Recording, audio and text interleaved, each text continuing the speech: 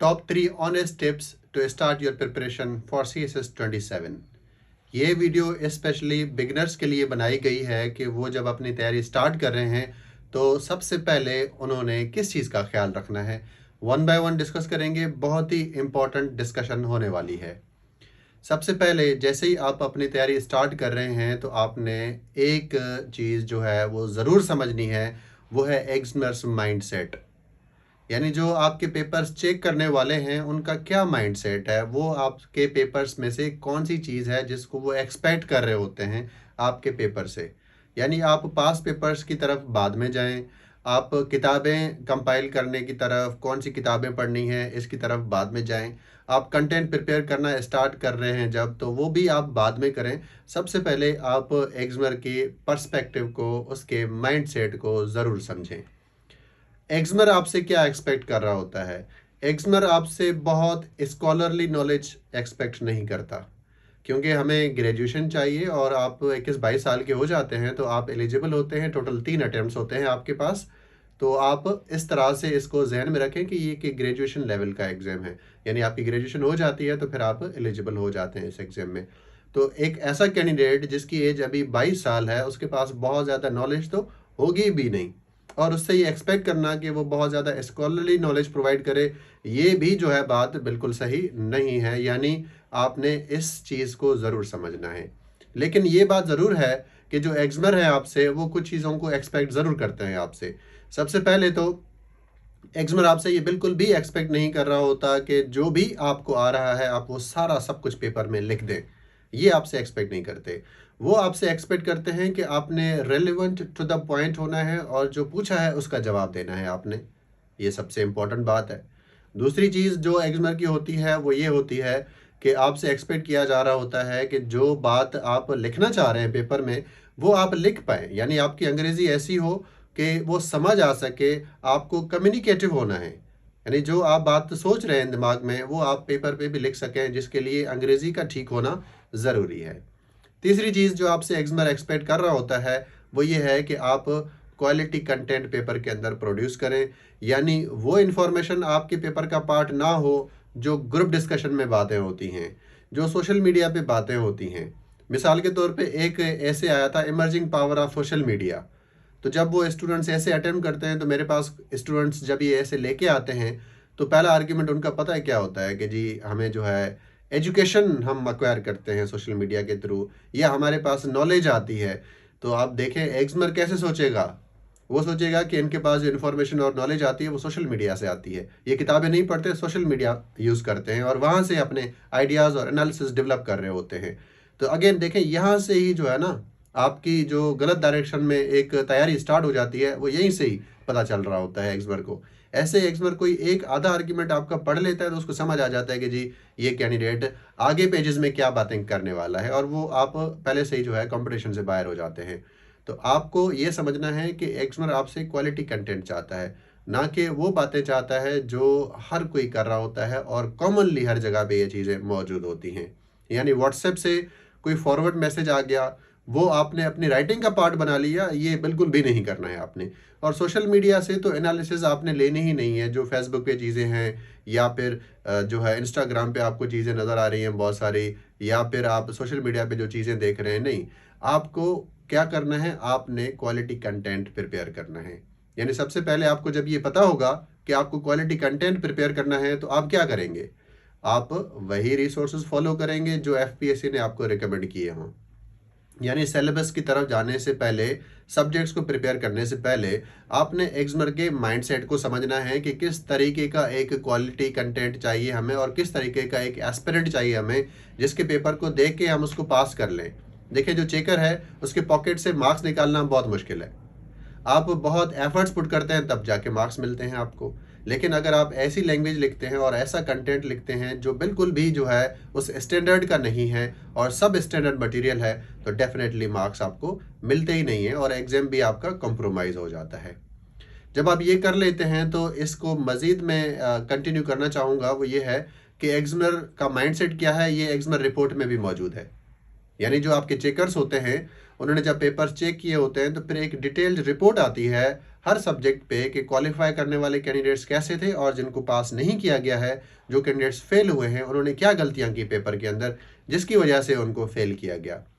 कभी तो ऐसा भी जो है रिमार्क होता है एग्जामिनर का कि जो ऐसे था उसमें जो आउटलाइन बनाई है कैंडिडेट्स ने, उसमें आर्ग्यूमेंट्स लेट सपोज 6 थे तो उसने पैराग्राफ 4 बना लिए उसके, यानी मेन हेडिंग थी उसके टोटल जो है इन्होंने कैंडिडेट ने क्या किया था कि 4 सब हेडिंग 5 सब हेडिंग्स दे दी और पैराग्राफ जो है वो 4 लिख दिए, एक पैराग्राफ एक आर्ग्यूमेंट ही गायब कर दिया। और चेकर ये कह रहे हैं आगे कि स्टूडेंट को लगता है कि हम पढ़ते नहीं हैं, हम पढ़ रहे हैं और हमें पता है। यानी ये गलतियां भी स्टूडेंट्स कर रहे होते हैं क्योंकि आप एग्जामिनर को नहीं समझ रहे। ये एक सीरियस कॉम्पिटिटिव एग्जाम है और एक सीरियस एस्पिरेंट चाहिए होता है जो इस तरह की कोई भी गलती ना करे। तो आप एग्जामिनर रिपोर्ट को ज़रूर पढ़ें जिसमें दो बातें जो है वो हर जगह पर हाईलाइटेड होती हैं। पहली बात ये होती है कि आपने लैंग्वेज के ऊपर काम करना है। दूसरी बात ये होती है कि रिडंडेंट मटेरियल आपने प्रोड्यूस नहीं करना, बल्कि वो मटेरियल प्रोड्यूस करना है जो क्वालिटी कंटेंट है और उसके लिए आपको रिकमेंडेड रिसोर्सेज को फॉलो करना है। तो पहली बात क्या होगी, सबसे पहली जो टिप है आपके लिए वो ये है कि आपको पहले एग्जामिनर के माइंड सेट को समझना पड़ेगा कि वो पेपर में क्या एक्सपेक्ट करते हैं आपसे, और पेपर चेक करते हुए कौन सी चीज़ें हैं आपकी वो देखी जा रही होती हैं, उनको कभी भी हम जो है अवॉइड नहीं करेंगे, किसी भी सर्कमस्टांसेस में हम इसको अवॉइड नहीं करते हैं। उसके बाद यहाँ पर मैं आपको एक और बात बताना चाहूँगा कि एक वर्ड है जिसको हम कहते हैं post truth. What is the meaning of this word post truth?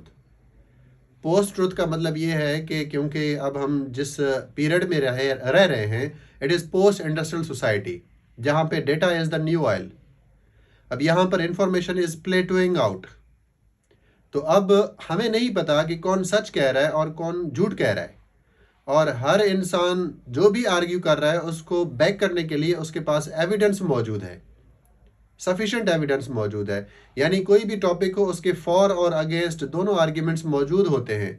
तो हमें पता ही नहीं कि कौन सच कह रहा है और कौन झूठ कह रहा है, क्योंकि हर किसी की बात को जस्टिफाई करने के लिए कोई ना कोई एविडेंस हमें मिल रहा होता है, क्योंकि इतनी ज़्यादा इन्फॉर्मेशन अब मौजूद है। तो यहाँ पर जो सच है, 3 तरह के सच होते हैं। एक होता है एकेडमिक सच, दूसरा होता है स्टेट नैरेटिव, और तीसरा होता है इंडिविजुअल सच। यानी आपका सच, आप क्या बिलीव करते हैं, आपको क्या लगता है। सीएसएस में ये जो इंडिविजुअल सच है ये इतना मैटर नहीं करता रिटन पार्ट की हद तक। आगे इंटरव्यू में कुछ चीज़ें डिफरेंट होती हैं, वो हम लेटर ऑन डिस्कस करेंगे। जो इंडिविजुअल सच है पेपर के पॉइंट ऑफ व्यू से वो मैटर नहीं करता। आप क्या बिलीव करते हैं ये मैटर नहीं करता। एकेडमिक नैरेटिव क्या है, किताबों में क्या लिखा है, फिलोसोफर्स क्या कहते हैं, ऑथर्स का क्या कहना है, दैट इज मोर इम्पॉर्टेंट। तो आप एकेडमिक पर्सपेक्टिव लिख रहे होते हैं, एक तो इस चीज़ का भी आपने ख्याल रखना है। फिर वो किताबें पढ़नी है आपने जो एफपीएससी ने रिकमेंड की हैं। उसका बहुत आसान तरीका है कि अब आप क्या करेंगे, पहले एक कंपलसरी सब्जेक्ट से आप स्टार्ट करेंगे। कोई ज़रूरत नहीं है आप स्क्रैम्बल करें, परेशान हो जाएं, 2-2 3-3 सब्जेक्ट्स आप एक साथ ले रहे हैं। कभी आप किसी के पास जा रहे हैं कि न्यूज़पेपर कैसे पढ़ें, ये ओपिनियन पढ़ना है कि छोड़ना है, इस डिबेट में ही ना जाएं। आप एक सब्जेक्ट उठा लें, अब एक सब्जेक्ट उठा के 1 हफ्ता 10 दिन अच्छे से उसको पढ़ें। अब यहाँ पर बात आती है हाउ टू रीड, पढ़ना कैसे है। ये तो बहुत आसान हो गया, किताब उठाई मैंने, चैप्टर देखा, आइडियोलॉजी ऑफ पाकिस्तान, मैंने पढ़ना स्टार्ट किया, लेकिन 2 दिन के बाद भूल गया सब कुछ। तो ये तो फिर पढ़ना बेकार गया हमारा, पढ़ना ही क्यों था जब भूल ही गए। अब आपने क्या करना है, पढ़ना कैसे है। आप एक चैप्टर उठाइए, बेशक आप उसका एक पेज उठा लें, एक पेज उठा के आप उसको अच्छे से पढ़ें, उसमें जो क्रक्स है वो उसका निकाल लें। अगर मैं आपको समराइज करके बताऊं, कोई भी किताब होती है तकरीबन जो बहुत अच्छी किताब है, उसमें जो कंटेंट होता है वो 20 से 25% होता है, यानी जो कोर कंटेंट होता है।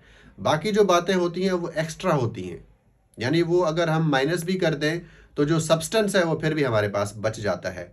तो आपने जो पढ़ा, अब उसमें से आपने एक्सट्रैक्ट करना है कि सबसे इम्पोर्टेंट और कोर आर्ग्यूमेंट्स क्या थे, बात क्या थी, उसको आपने नोट किया अपने पास, ताकि आप जो पढ़ रहे हैं वो प्रोडक्टिव हो। तो ये आपने करना है। मूविंग ऑन, अब उसके बाद जो दूसरी चीज़ है वो आपने क्या करनी है, दूसरी चीज़ ये है कि अब आप अपने कंपलसरी एंड ऑप्शनल सब्जेक्ट्स को 1 बाय 1 स्टार्ट करके कंप्लीट करेंगे, और रीडिंग इसी तरीके से करेंगे जैसे मैंने आपको बताया। उसके बाद नोट्स मेकिंग की बारी आएगी। अगेन आप नोट्स बनाएंगे। नोट्स बनाते हुए आप क्या करेंगे, आप इस स्टेज पे अपने वर्ड्स में नोट्स ना बनाएं, बल्कि हेडिंग्स और सब हेडिंग्स निकालें। बेशक उसके लिए आप एआई का यूज़ भी कर सकते हैं, और फिर जो आप टेक्स्ट प्रोड्यूस करें वो आप किताब में से ही टेक्स्ट निकाल के जो कोर आर्ग्यूमेंट आपने निकाले थे उनको आप नोट में ऐड कर दें अपने पास। फिर उसी को आपने बार बार रिवाइज करना है ताकि वो सारी चीज़ें जो है वो आपको याद हो सकें। इसका ख्याल रखना है। उसके बाद बारी आती है लिखने की। आपने पढ़ लिया, आपने नोट्स बना लिए, लिख लिया, अब आपने पेपर प्रोड्यूस करना है, आंसर राइटिंग करनी है। अब आंसर राइटिंग करते हुए स्टूडेंट जो है, जो लिख रहा होता है, वो इरेलेवेंट लिखता है। जैसे मैं आपको बताता हूँ कि अब एक सवाल आ गया है, तो पहले तो हमने समझना है कि डिकोड कैसे करें इस सवाल को। लेट सपोज सवाल है what are the non state actors, question mark. फिर आगे सवाल है कि ये नॉन स्टेट एक्टर्स पाकिस्तान की सिक्योरिटी को किस तरह से थ्रेट है, ये दूसरा पार्ट था। फिर तीसरा पार्ट है इसका कि सॉल्यूशन क्या है, इस इशू को हम किस तरह से एड्रेस करें। अब इसके टोटल पार्ट्स कितने हुए, 3। 20 मार्क्स का क्वेश्चन है, आप इसको डिवाइड करेंगे, हर पार्ट को इक्वल वेटेज देंगे, यानी 6 to 7 मार्क्स हर पार्ट के होंगे, टोटल 20 मार्क्स, 3 सेक्शंस इसके बनेंगे। अब अगर मैं इसको चेंज कर लूँ और मैं पूछूँ आपसे कि नॉन स्टेट एक्टर क्या है, ये पहला पार्ट हुआ, और उसके बाद ये है कि ये नॉन स्टेट एक्टर्स किस तरह से थ्रेट है और उसका सोल्यूशन क्या है। अब ये 2 पार्ट हो गए सवाल के, यानी 2 सेंटेंसेस बन गए इसके। अब मुझे ये बताइए कि ये जो फर्स्ट पार्ट था नॉन स्टेट एक्टर्स, इस पे अब हमने कितना लिखना है, कितने आर्ग्यूमेंट्स लिखने हैं या फिर कितने पैराग्राफ्स लिखने हैं, और ये जो फर्स्ट पार्ट था इसके मार्क्स कितने हैं, ये ज़रूर आप कमेंट करके मुझे बताइएगा। यहीं से पता चलता है कि स्टूडेंट सवाल को किस तरह से डिकोड करता है, इंटरप्रेट करता है, और एग्जामिनर आपको क्या चाहता था कि आप इस सवाल में से क्या बातें लिखें, किस पार्ट के कितने आर्ग्यूमेंट्स आपने पेपर में ऐड करने थे, ये ज़रूरी है। यानी जब आप लिख रहे हों तो आपने रेलेवेंट रहना है, आपने एक कोहेरेंस शो करनी है, आपका आंसर स्ट्रक्चर्ड हो, आपके बॉडी पैराग्राफ्स जस्टिफाई किए गए हों, आपका कंक्लूजन प्रॉपर हो, नीट एंड क्लीन हो पेपर आपका, जिसमें diagrams, maps and flow charts add करते हैं, तो ये एक्स्ट्रा मार्क्स होते हैं आपके। अब हम बात करते हैं कि आंसर कैसे लिखते हैं 20 मार्क्स का। बहुत आसान है। सबसे पहले एक मेन हेडिंग देते हैं हम इंट्रोडक्शन की। इंट्रोडक्शन में हम पूरे सवाल को इंट्रोड्यूस करा देते हैं। अगर उस सवाल में एक हिस्सा है तो एक सवाल का हिस्सा इंट्रोड्यूस होगा, 2 हैं तो दोनों होंगे, 3 हैं तो तीनों इंट्रोड्यूस करा देंगे। पैराग्राफ एक ही बनेगा। एक ही पैराग्राफ में you have to introduce the entire question, जिसमें अगर बेनिफिट्स हैं तो बेनिफिट्स बताएंगे, उसमें कॉन्स भी हैं और सॉल्यूशंस भी हैं, तो ये तीनों चीज़ें एक ही क्वेश्चन में होंगी। लेकिन अगर सॉल्यूशंस पूछे हैं तो वो आप ऐड करेंगे, नहीं पूछे तो 20 मार्क्स के क्वेश्चन में ऐड नहीं करते हैं, क्योंकि वो फिर आपकी एक्स्ट्रा इन्फॉर्मेशन हो जाती है जिसके मार्क्स आपको मिलते नहीं हैं। कुछ स्टूडेंट्स क्या करते हैं, अब बैकग्राउंड ऐड करना स्टार्ट करते हैं। अब सवाल में बैकग्राउंड के बारे में पूछा ही नहीं है, ना ही वो डिमांड थी, आपने लिख दिया, आपने इररिलेवेंट आंसर प्रोड्यूस कर दिया, मार्क्स नहीं मिलेंगे। तो पहले इंट्रोडक्शन की हेडिंग देते हैं, उसमें जो सवाल पूछा है उसी का जवाब लिखना है, and you have to hit the question in the very first line. पहली ही लाइन में आप जवाब दे दें, मैक्सिमम सेकंड लाइन से आपका जवाब स्टार्ट हो जाना चाहिए। ऐसा ना हो कि आप एक स्टोरी डेवलप कर रहे हैं और स्टोरी डेवलप करते करते आप आखिरी लाइन पे आ गए हैं और फिर आपने 2 सेंटेंसेस सवाल के जवाब को लिखने में, एड्रेस करने में लगा दिए। तो ये इंट्रोडक्शन हमारे लिए इम्पोर्टेंट है नहीं और ये इररिलेवेंट है, and it is not going to help you at all. उसके बाद जो दूसरी चीज़ होती है वो हम क्या करते हैं, अब ये जो इंट्रोडक्शन हमने लिखा है, अब इसको हम एक्सपेंड करते हैं इनटू डिफरेंट हेडिंग्स एंड सब हेडिंग्स। मेन हेडिंग्स देते हैं जो हम क्वेश्चन से ही निकालते हैं, और उसके बाद सब हेडिंग्स देते हैं और फिर पैराग्राफ्स लिखते हैं। अब यहाँ पर जो हम पैराग्राफ लिखेंगे इसके 2 कंपोनेंट्स होंगे। पहला जो कंपोनेंट होगा उसको हम कहते हैं आर्ग्यूमेंट, दूसरा कंपोनेंट है उसको हम कहते हैं जस्टिफिकेशन। आर्ग्यूमेंट और जस्टिफिकेशन ये 2 इंपॉर्टेंट कंपोनेंट्स हैं किसी भी बॉडी पैराग्राफ के। Giving an argument without justification is of no use, and writing a justification without an argument it is also of no use. यानी both go hand in hand, both are reciprocal. जहां पर आपने argument लिखा उसके लिए evidence का होना ज़रूरी है। अगर एविडेंस नहीं है तो आर्ग्यूमेंट किसी काम का नहीं। वो आर्ग्यूमेंट की फिर कोई क्रेडिबिलिटी नहीं, क्योंकि आर्ग्यू करना इजी है, उसको बैक करना एविडेंस के साथ, एग्जाम्पल के साथ, quotation, reference, saying, cause and effect या लॉजिक के साथ बैक करना मुश्किल है। लेकिन आपने ये स्किल डेवलप करनी है कि जो भी आप लिख रहे हैं उसका आर्ग्यूमेंट और उसकी जस्टिफिकेशन, ये दोनों चीज़ें पैरेलल में आपके साथ होनी चाहिए। उसके बाद जो लास्ट हमारी हेडिंग होती है कंक्लूजन की, और कंक्लूजन की हेडिंग देके हम कंक्लूड कर देते हैं अपना आंसर। ये हमें करना होता है 30 to 35 मिनट्स में। यानी आपने क्या करना है, ये जो मैंने आपको बताई हैं टिप्स, इनको आपने अच्छे से फॉलो करना है, इनको नोट करना है आपने अपने पास, और अपनी तैयारी में इनको ज़रूर इनकॉर्पोरेट करना है। आप टेबल पे लगा लें ताकि आप ये चीज़ें ना भूलें, और जब भी तैयारी कर रहे हों इन चीज़ों को जहन में रखें ताकि आप ट्रैक पे रह सकें। इसके अलावा ऑन कैंपस एडमिशन्स ओपन है, गिवन नंबर पे कांटेक्ट करके आप अकेडमी भी विजिट कर सकते हैं, और नोट्स भी पेड अवेलेबल होते हैं। आप नंबर पे कांटेक्ट करेंगे तो मज़ीद डिटेल्स आपके साथ शेयर हो जाएंगी। अपना ख्याल रखिएगा, नेक्स्ट वीडियो में